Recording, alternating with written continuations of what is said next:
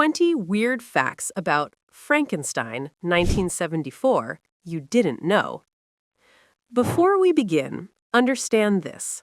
Frankenstein 1974 is not about creating life. It's about the consequences of trying to control it. This is a story about science gone wrong, about obsession, and the unanswerable questions that haunt every creation. Let's begin. Fact 1. The film's plot was loosely based on Mary Shelley's Frankenstein, but reinterpreted for the 1970s. Unlike previous adaptations of Mary Shelley's Frankenstein, the 1974 film by director Jack Smite doesn't merely retell the classic story. The film is set in a time period that reflects the 1970s anxieties about technology, overreach, and humanity's relationship to science. This adaptation strays from the original story by infusing 1970s paranoia about genetic experimentation and playing God, which was all the rage as DNA research and medical advancements were making headlines. The film's Frankenstein is less a mad scientist motivated by pride than a man searching for meaning in a world dominated by medical ethics and unnerving scientific progress. This shift from Shelley's romantic Gothic to a more contemporary psychological horror underlines how timeless the themes of hubris and moral corruption really are. Fact 2. The monster in this adaptation is not the typical mindless creature. In this 1974 version, the monster is portrayed more as a tragic figure with an identity. It's not a mindless, lumbering creature, but a being caught between existence and non-existence. The monster speaks. He questions his existence. He reflects on the nature of his creation. He wants answers. This shift was purposeful. By giving the monster more agency, the filmmakers sought to make him humanize the story and add a layer of philosophical depth. The monster in this version represents the burden of creation, a concept not explored as thoroughly in earlier adaptations. The creature isn't a villain. He's a product of his creator's actions, and that makes him tragically sympathetic. Fact 3. The filmmakers struggled with balancing the story's science fiction elements and the traditional Gothic horror. Frankenstein has always been a story rooted in Gothic horror, but this version brings in modern scientific themes that weren't as common in previous adaptations. The question of what it means to be human, what it means to create life, and the responsibilities of scientific discovery are central. The filmmakers debated how to balance the scientific process of Frankenstein's experiments with the traditional horror aesthetics of lightning strikes and ominous castles. The challenge was making the science feel plausible while still capturing the mood of Gothic horror. They found the answer in a tragic realism. Rather than relying solely on the typical Frankenstein monster tropes, they explored the moral cost of science and how it could warp human relationships and societal structures. The film gave the monster a voice, a literal and symbolic representation of science's consequences, a focus on psychological horror instead of just physical fright. Fact 5.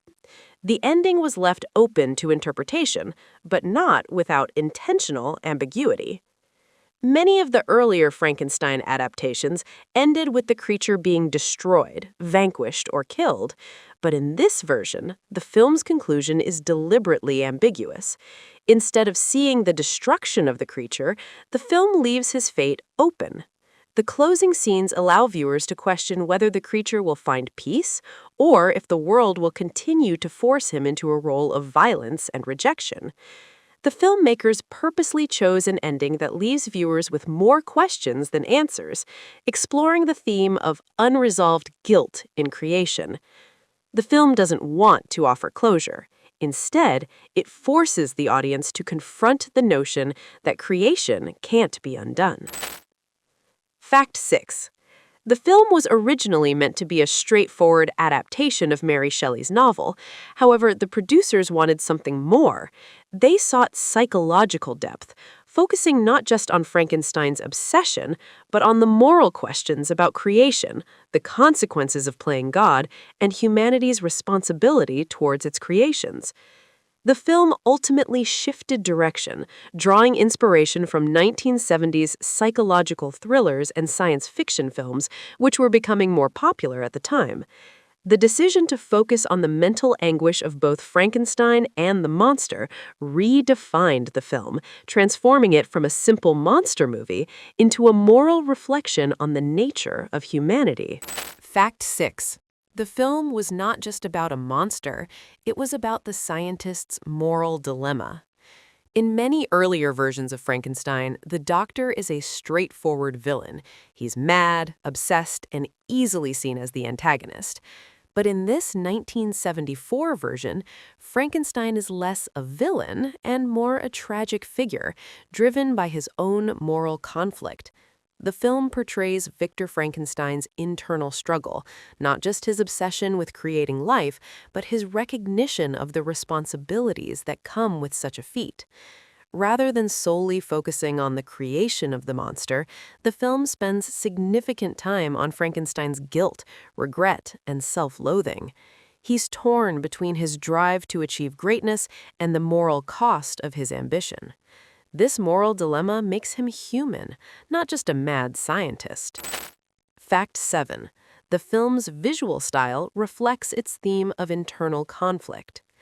The 1974 adaptation of Frankenstein uses dark, stark cinematography to mirror the internal conflict of its characters. The film embraces shadowy interiors, narrow corridors, and cluttered, dimly lit labs, which convey both the physical and emotional isolation of Frankenstein and his creation. The frequent use of close-ups and low lighting intensifies the sense of claustrophobia and moral entrapment, symbolizing how Frankenstein's obsession traps him in a moral prison. The monster is often framed in similar shadows, not just a mindless beast, but a reflection of Frankenstein's own darkness, his inability to escape the consequences of his actions. Fact 8. The monster's design is not as traditional as it seems. When most people think of Frankenstein's monster, they imagine the green-skinned, flat-headed, stiff-limbed creature popularized by Boris Karloff. But in the 1974 version, the monster is not merely a grotesque figure. While still large and imposing, the creature is more human than in previous adaptations. His expressions, body language, and vocalization show more emotional depth. The monster's grief and confusion are as important as his outward appearance. His suffering is portrayed through subtle facial expressions and human-like movements, making him more tragic than just frightening.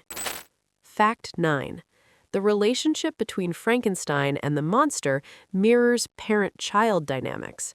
At the heart of this version of Frankenstein is a parent-child relationship, but one that is unnatural and born from scientific hubris.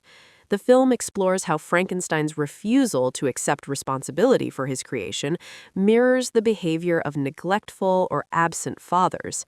Much like a parent abandoning their child, Frankenstein abandons the monster after bringing him to life, offering him neither guidance nor love. This creates a cycle of pain that both Frankenstein and the creature cannot escape. The monster's longing for affection and validation becomes his tragic flaw, and Frankenstein's failure to take responsibility for his creation only deepens the wound. This dynamic between creator and creation is one of the film's most potent emotional undercurrents. Fact 10. The film focuses less on science and more on human nature. While the scientific aspect of Frankenstein's experiments is central to the plot, the film's true focus is on human nature, especially how people react to the unknown and the grotesque. The creature is not merely a science experiment gone wrong. He represents society's rejection of anything different, alien, or unnatural. His monstrosity is not just physical, it's how society treats him. He's rejected by both Frankenstein and the world, left to wander without purpose or guidance. The film uses science fiction elements to explore social issues. What happens when society creates something it doesn't understand? And what happens when that thing starts questioning its own existence and purpose? Fact 11. The monster's struggle is more existential than physical. In this version, the creature's anguish isn't about his appearance. It's about existence itself. The film doesn't show the monster as a mindless killer. He's a sentient being, trapped in a world he doesn't understand. He questions his creator's intent. He searches for meaning in a life given to him without consent. The monster's existential struggle isn't just to survive, it's to find purpose. And that's what makes his torment far more chilling than any of his physical deformities. It's the agony of being born without a reason. Fact 12. The monster's language is deliberately primitive to reflect his isolation. Unlike other adaptations where the creature is presented as mostly silent, the 1974 monster speaks, but his speech is limited, halting, and primitive. This design was intentional. It shows how the monster, abandoned at birth, had no guide to help him develop language or social skills. He's not just rejected physically, he's denied communication, the very tool that connects humanity. In the film, the monster's inability to communicate directly with his creator or with others serves as a constant reminder of how deeply isolated he is. And it's not just isolation from others, it's isolation from understanding himself. Fact 13. Frankenstein's obsession mirrors the monster's own existential dilemma. Victor Frankenstein and his creation are not opposites. They are reflections of each other. Frankenstein's obsession with creating life and defying nature mirrors the monster's search for purpose. Both are desperate to define themselves, to make sense of their existence. Where Frankenstein uses science to justify his existence, the monster uses his suffering to ask, "Why was I made?" Their shared journey of rejection and self-definition makes them both tragic. Neither can escape their creation, and both are doomed by it. In the end, they are bound together by the same emotional torment, a search for meaning in an unforgiving world. Fact 14. The film depicts Frankenstein's obsession as the true horror, not the monster. This adaptation flips the usual narrative. While many Frankenstein films focus on the horror of the monster, this film places the true terror squarely on Frankenstein's obsession. His scientific pursuit isn't just dangerous, it's moral self-destruction. The more he succeeds in creating life, the more he loses his humanity. Frankenstein's horror isn't that he created a monster, it's that in his obsession he becomes one. By the end of the film, Frankenstein's downfall isn't physical, it's psychological. His guilt and self-loathing consume him. This film presents a darker vision that science without morality results in not just the destruction of others, but the destruction of one's soul. Fact 15. The ending is shocking because it respects the monster's humanity. Unlike many adaptations, this version doesn't end with the monster's death in a violent explosion of rage or retribution. Instead, the film concludes on a quiet, tragic note where the monster disappears into the wilderness, abandoned by both his creator and the world. The film refuses to give the monster a final act of violence. Instead, it respects his humanity by allowing him to leave the story quietly. It's the ultimate abandonment. The monster's fate is sealed not by violence, but by invisibility. In the monster's final moments, he isn't a villain. He's just another victim of Frankenstein's failure. Fact 16. The film's true horror lies in the psychological deterioration of both Frankenstein and the monster. This adaptation doesn't just focus on the monster's torment, it's also about Frankenstein's unraveling.